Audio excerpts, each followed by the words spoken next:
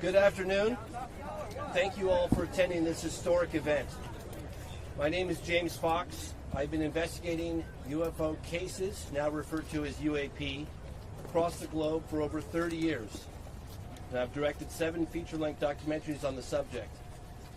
In recent years, Congress has held multiple public hearings on UAP, which is a dramatic shift towards transparency. Thanks to many members of Congress, the issue is now being taken very seriously. We, the people, are finally hearing accounts in a credible setting from first-hand U.S. military personnel about highly advanced unknown craft that fly rings around our frontline fighter jets. With President Trump's unprecedented directive to release UAP files, we are seeing more and more of these type of craft captured on various government sensors, and I'm told this is just the beginning. One of the aspects to the phenomenon that's spoken about with less frequency are close encounters of the third kind. Reporting by witnesses of entities of non-human sentient beings connected to the craft. Don't take it from me. Some of these reports come directly out of the United States Air Force's own files. In fact, the very scientist who coined the phrase close encounters of the third kind investigated cases for the United States Air Force from 1947 to 1969, Dr. J. Allen Hynek. According to Hynek, it was cases like those that the United States Air Force desperately tried to keep secret, because it's one thing to try and confuse the public with weather balloons and swamp gas, and another entirely different when dealing with credible reports of non-human beings on the ground. I personally investigated one such case for over 16 years. The case occurred in Varginha, Brazil in 1996 and involves dozens of first-hand reports of UAP and direct contact with living, intelligent, non-human beings who, according to multiple Brazilian witnesses, were flown out of Brazil to the United States in January of 1996. Recently, the former Brazilian Ministry of Defense, Aldo Rebelo, confirmed the incident occurred and stated, if the U.S. disclosed information on this case, then we in Brazil could do the same. Mr. President, I am respectfully requesting that you declassify and release all files related to this case and others like it. We, the people, have a right to know. Reality should not be classified. Thank you.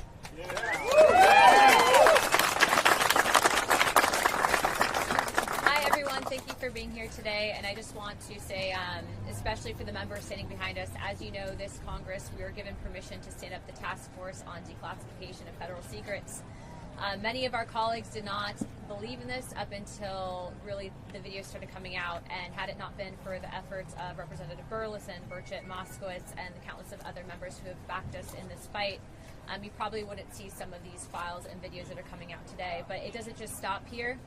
For some time, we've been pushing for there to be legislation, whether it be whistleblower protections or the UAP Disclosure Act, and it's been time and time again stonewalled by various intelligence agencies and staff within the House of Representatives, which is why we are grateful to the administration and their effort, as well as Stephen Miller's office, in pursuing the truth, something that we all should deserve transparency on. And so our next call to action will be that we are meeting with the White House. We are requesting that whistleblowers receive temporary immunity or permanent immunity, and if they are able to divulge whether it is locations of craft and or advanced technologies. As you know, this is something that we are all wanting to know the truth on. And again, without your cooperation, we wouldn't have been where we are at today. And so thank you. I'd like to now introduce Representative Eric Burlison. Thank you all for being here today. I want to first begin by thanking everyone that's here, and I want to thank my colleagues behind me, this task force. We could not do this without the incredible leadership of Representative Luna and my colleagues on the team. We also wouldn't be here today if it weren't for the brave men and women who have come forward as whistleblowers, who have plowed that soil. We wouldn't be here without these individuals. And we also wouldn't be here celebrating the victories that we have were it not for President Trump. We finally have a leader that the American people can trust to challenge institutions that have grown far too comfortable operating without accountability.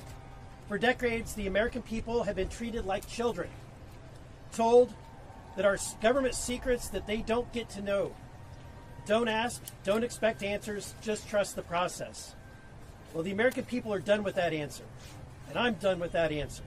Over the last 3 years, we have made more progress on this issue than at any point in modern history. We've held hearings.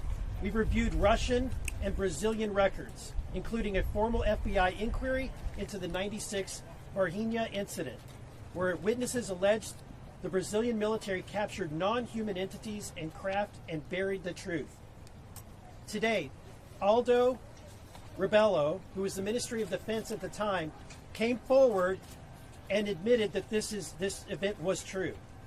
We've sent targeted inquiries into MIT Lincoln Laboratories, MITRE, and every government agency that's been connected to UAP. We've worked with lawmakers across 4 continents. We've sought answers on cases like Matthew Sullivan, a would-be whistleblower whose tragic death deserves far more scrutiny than it has received. We've obtained video evidence, including the MQ-9 footage of a UAP incident off the coast of Yemen, delivered to my office through what can only be described as a Tom Clancy-style dead drop. Someone felt that they had, now think about this, someone felt they had to secretly hand information to an elected official, a member of Congress. Why would anyone fear bringing information to Congress? They shouldn't.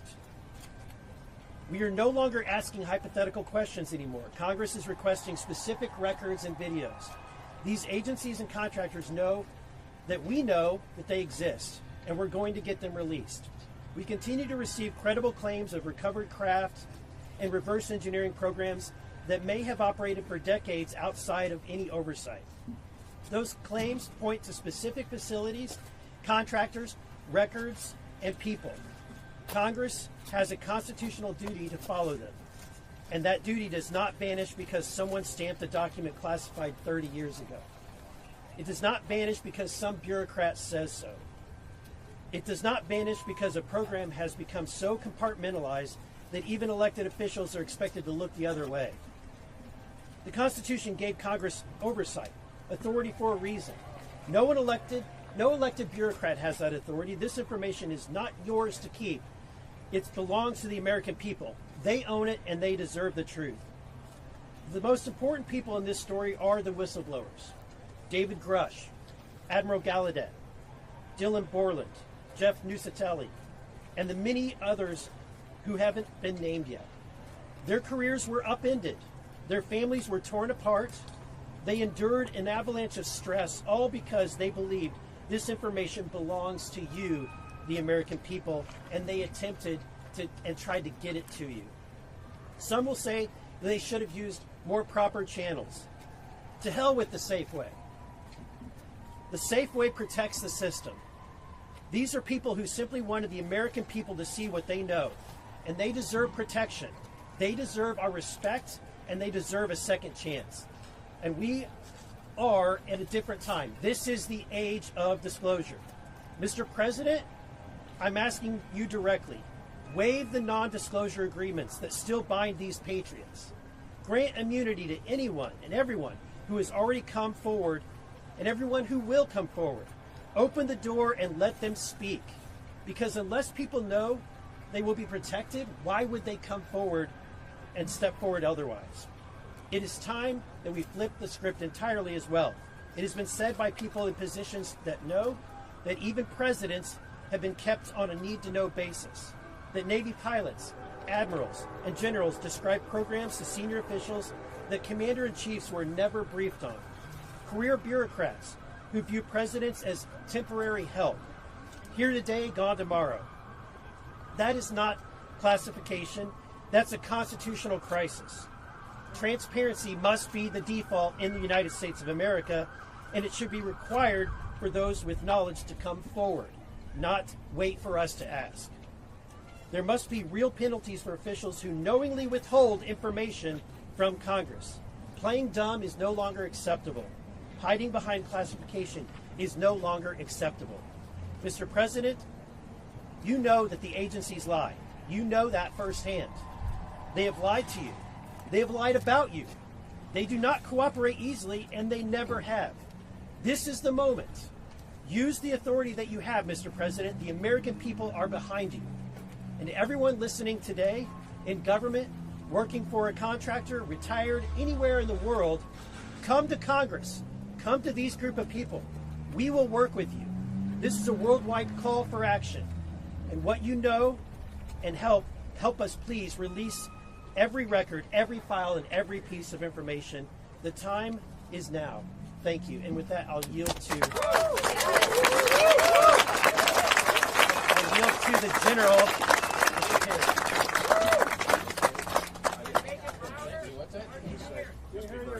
Be brief, be brilliant, be gone. Well, it's good to be with you all, and it's great to be with my colleagues and people that want transparency in America. And just like my good friend, Mr. Burlison, Representative Burlison, said, this isn't the government's information.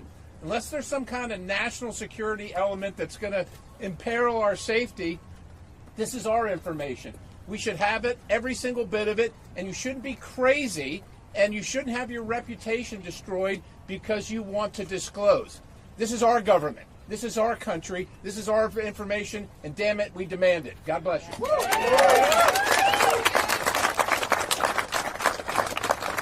Thank y'all. My name's Congressman Tim Burchett, and I know y'all got up this morning and said, "Dadgum, I hope I get to stand out in the heat and listen to some redneck talk for too long." Well, I'll keep it short. I am a redneck, proudly. But it's a pleasure being here with you. I want to first salute the bravery of these folks standing back here on the back row for their guts. This country was not created by a bunch of meek pansies. It was people that took a stand, and these fellows took a stand, and thank y'all so much. I really appreciate that. I appreciate my colleagues in Congress.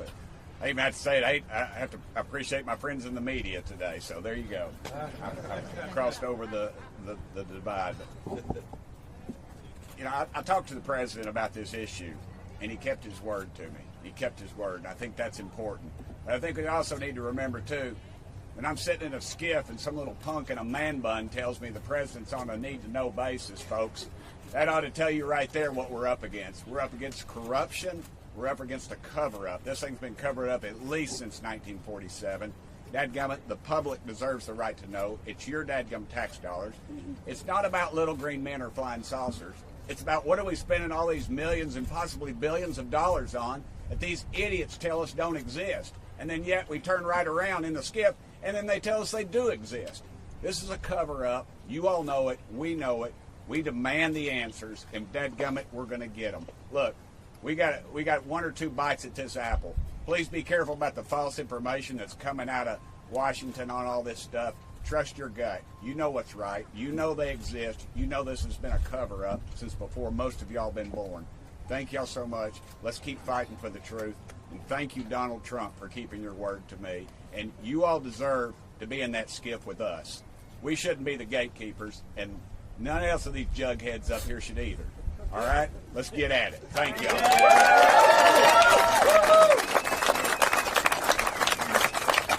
And I don't care if he's across the aisle or not.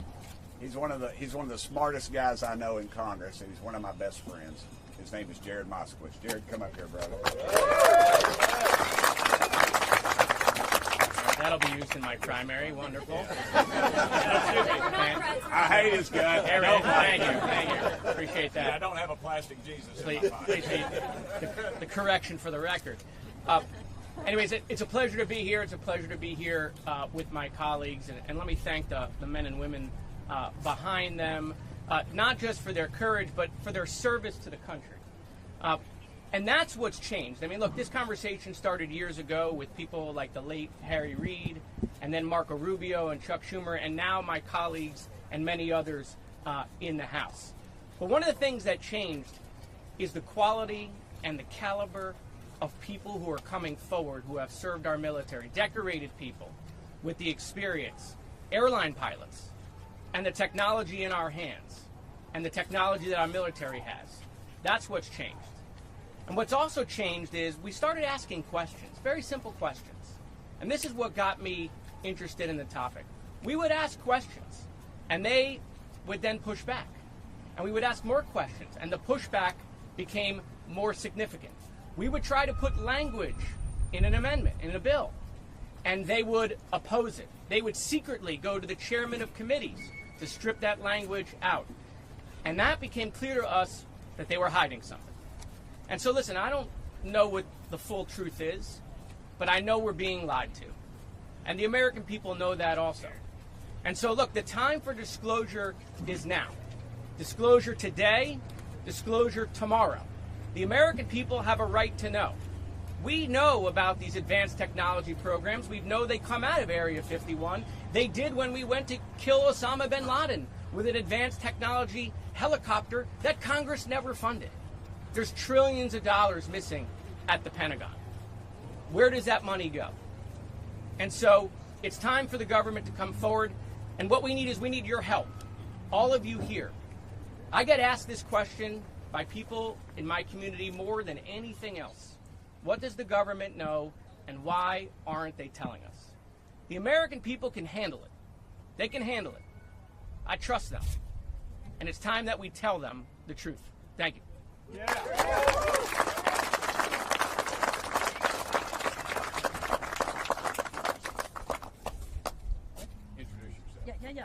My name is Leslie Kane.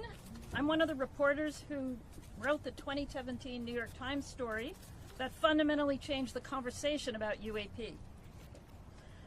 In the years that followed, members of Congress met with Navy pilots and received classified briefings. Some came to realize that the observed objects were highly unlikely to be American, Russian, or Chinese technology, but nobody would publicly confirm what they were. Then, in 2023, the conversation changed again. Former intelligence official and whistleblower David Grusch met with members of Congress, providing them with detailed information about covert government programs that he said possessed craft of non-human origin. This had been hidden from congressional oversight for decades. I was privileged to have interviewed Mr. Grusch extensively before publishing his story with my colleague Ralph Blumenthal 3 years ago. 6 weeks after the story broke, Mr. Grusch testified under penalty of perjury in an open congressional hearing. While under oath, he spoke about an ultra-secret crash retrieval program and stated that some craft contained specimens or pilots, which he called non-human biologics.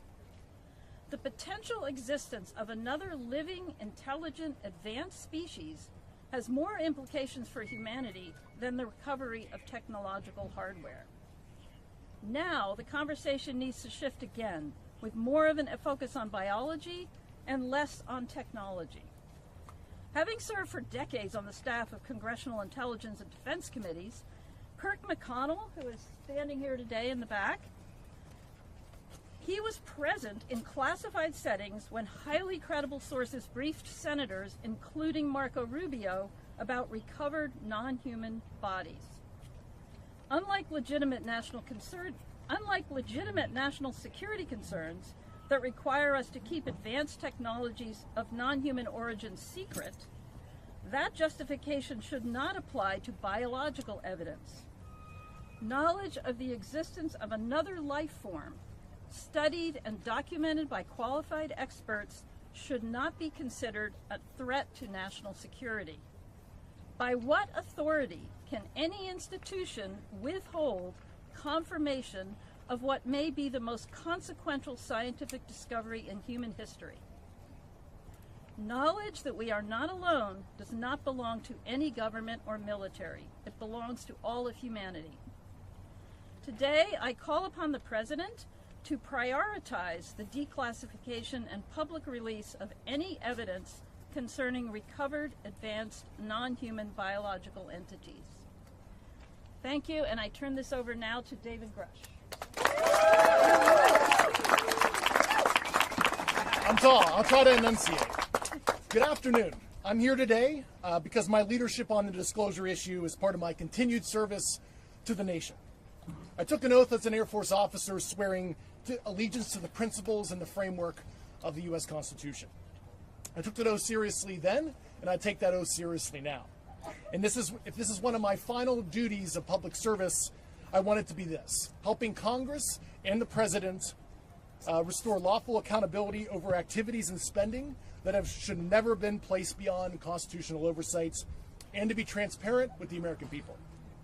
There are a myriad of issues across multiple cultural, religious, and institutional spectrums. The topics here that we're discussing today go beyond life in the universe. There are serious homeland security and airspace safety issues. There are relevant counterintelligence and technology protection issues that must be taken into consideration.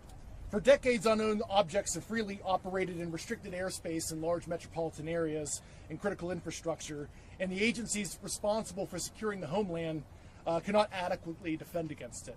This is a serious national security issue. In my official duties, I was exposed to human and signals intelligence information concerning foreign adversary, UAP crash retrieval, exploitation and study efforts, adversary views on U.S. legacy program reverse engineering efforts, and U.S.-held audiovisual information related to crash retrieval matters, such as the recovered vehicles and the associated biological material. One must always be concerned about adversarial disinformation when you're getting foreign intelligence, but I was able to cross-verify this information internally to back up the foreign government assertions. Many of the president's team has been kept in the dark by high-ego, politically appointed actors, both because of incompetence and malicious intent has subverted the president's order on this issue.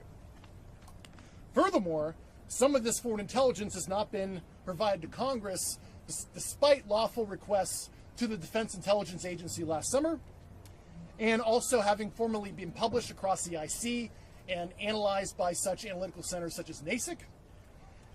These records belong under congressional oversight, and I believe DIA should stop obstructing Chairwoman Luna's task force and provide those documents to Congress and enter it through mandatory declassification review so the American public can see some of the foreign intelligence I had access to. Secrecy around this issue did not appear overnight. Subsequent executive orders, Secretary of Defense memorandums, departmented security, basically nullified Congress's role with the judicial branch with oversight of this issue. Remember, classification exists to protect the nation. Executive Order 13526 discusses what can and cannot be classified. Embarrassment, hiding funds, criminal activity, and the basic information about scientific information in the universe is unlawful for it to be classified. And this is why whistleblower protections matter. Through my federal litigation ongoing with the Department of War, I learned that the Air Force worked with an external agency to seek an investigation of me for alleged unauthorized disclosures punishable under the Espionage Act after I testified in front of Congress in 2023, discussing the results of my congressionally directed investigation in the support of the first Trump administration. This should concern every member of Congress, regardless of party.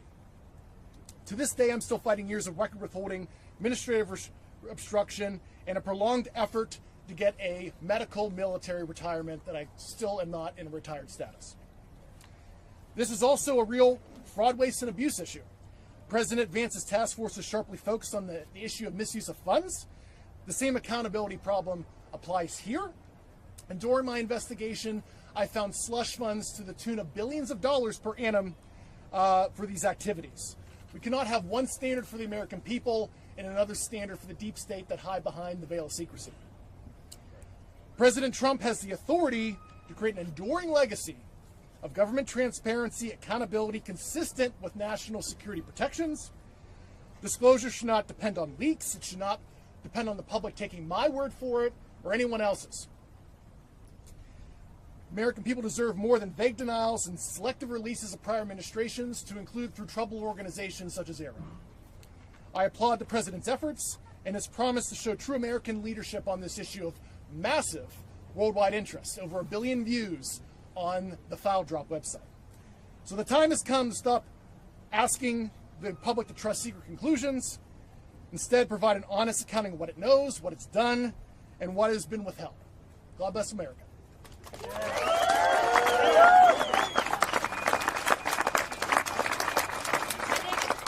I think we have about 4 minutes before they call votes to open it up for a quick round of questions. So if you guys can just, let's start with Real America's Voice. Great. I have a question for David Grusch. Can you confirm for us how many species? Recent reports have said that there are perhaps 4 different alien species, rays, Nordics. How many species are I certainly don't have the compendium. It's a continuum from corporeal, bipedal type life to, what I would consider like sentient plasmoid life. But there are several that the U.S. government is aware of. A question for you, Mr. Grusch. Okay. During the course of your investigation, it's been surfaced to the public that there's been a program by the name of Immaculate Constellation. During the course of your investigation, did you recognize that the infrastructure to support such a program for exfiltration of data from federal systems would exist? Yeah, I can't comment on the content of that program. I've discussed on my interview in Judicial Watch that was a National Security Council program. And the secrecy started in 1954 through an Eisenhower executive order that created that infrastructure. Thank you very much. Yep. Mr. Grusch, Kristen Fisher with the Endless Void. When you look at where we are right now in this moment for the disclosure movement, what's at stake here? I think the sovereign contract between the citizenry and its government. I think the institutional rots that the lack of transparency in this issue is possibly going to cause an untenable socioeconomic condition if the government is not transparent, akin to certain other. I don't want to say the Epstein files. That's a dirty word, but we could have that kind of scandal if we're not transparent on this issue. And do you have any advice for people who are new to the UFO topic, the UAP topic, who just really don't know where to begin? There's just so much misinformation out there. What is your advice to them? I would go watch James Fox's documentaries. I like the Disclosure's a great movie. It's a good primer. So, and I also, there is a declassified 1971 Australian formally classified secret assessment that a couple years ago was put in the Australian National Archives. I encourage people to read page 7 through 16, and that was the nuclear branch chief of the Australian government discussing the U.S. cover-up and the involvement of the CIA back in the 70s. And that's actually a little-known document that is publicly available. David, question with the whistleblower, Matthew Sullivan. Is there anything that you know, or is there anything that ties into what is happening here today and with his testimony that never happened because he died 2 weeks, I guess, before? That's an ongoing. It's an ongoing federal so investigation. Still, they're leading up, but a lot of the stuff that started happening and picking up speed is just weird that it somewhat correlates to the disclosure efforts. What was he coming in to testify for? That would be a question for Rep. Burlison. Mr. Grusch. David. Mr. Sullivan was on the Legacy program. I served on active duty with him in the Air Force, but I don't want to discuss details of his knowledge until the federal investigation is complete. Okay. Yeah, Joe? So, just for those that are maybe not so familiar, can you explain right now what the roadblocks are? What is preventing lawmakers, and if lawmakers want to take a stab at this, from visiting locations that have been critical to reverse engineering or other things, that the knowledge is there, but the ability to go and see them is not? I'll take a stop at that. If Congress says we're going to go to Area 51, if Congress says we're going to go to Area 51, everybody says, go to Area 51, Burchett. All I'm going to get there is a good dadgum T-shirt, all right? The moving van's already going to be there. The problem you have is that these things have been moved into private entities, so that they don't have a FOIA. I could FOIA Ford Motor Company, but doesn't mean they're going to do anything. That's why they moved it out of the federal governments, and that's part of the roadblocks. Other roadblocks we've seen, we tried to get a committee. We've had staff members try to block us when we first started this thing with that first hearing that Grusch said that there's biological entities. They tried to move it into remember that Russian balloon that flew over? They tried to move it into that. And what was it? Chinese, excuse me, they're all together, I don't care. No, I know they're not, but they tried to move it into that. We had staff members try to block us, just the top level. We've been in a skiff before, and we had a member of Congress come in and just try to disrupt the meeting, try to disrupt Grusch, throw him all these trick questions, and he answered every dadgum one of them just right off the bat. He knocked it out of the park. So. If there's before we have to go, because this is the last question, we do have a meeting set up with the White House. The White House is going to play ball on this. So as Rep.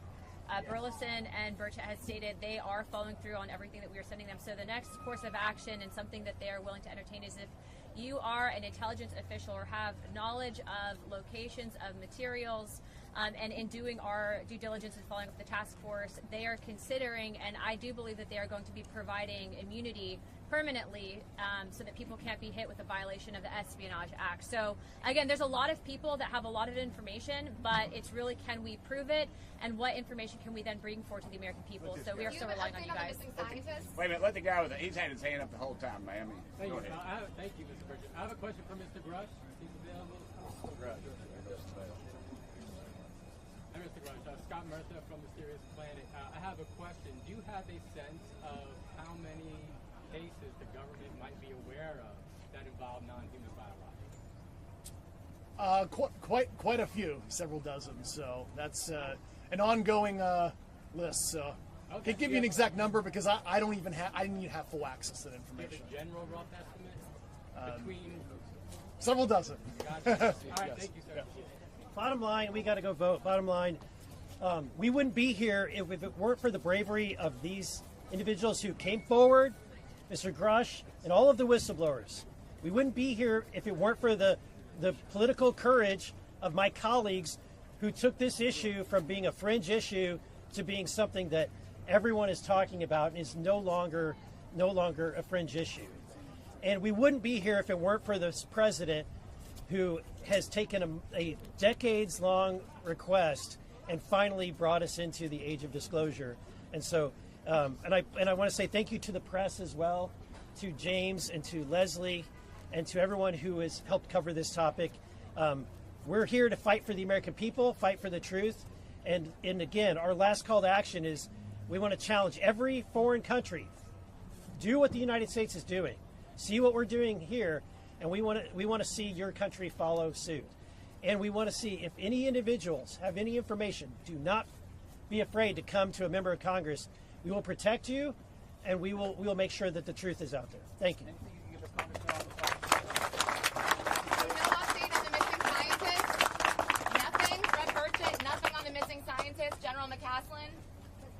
It's shady. Y'all are the media. You'll figure it out. Of course there's something going on. You had 14 rabbis, 14 preachers, 14 used car salesmen disappear. You'd be asking questions. There's something going on. What? Missing congressman. Thomas Keene Jr., the missing congressman. Nothing to do with UFOs. I think he's just ill. What's the biggest wow that you've seen, Congressman Burchett? Well, since you bear a striking resemblance to Steven Spielberg, I'm going to answer it. But Matthew McConaughey is going to play Tim Burchett in the Tim Burchett story, okay? I just want you to know that. I can't talk about it. That's the problem. I got to go. Thank y'all.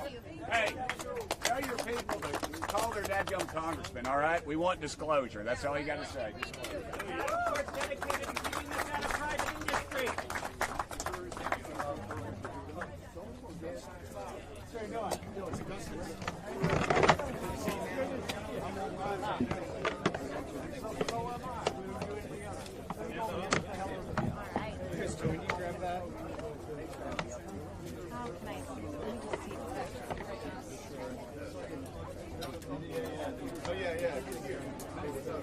Thanks.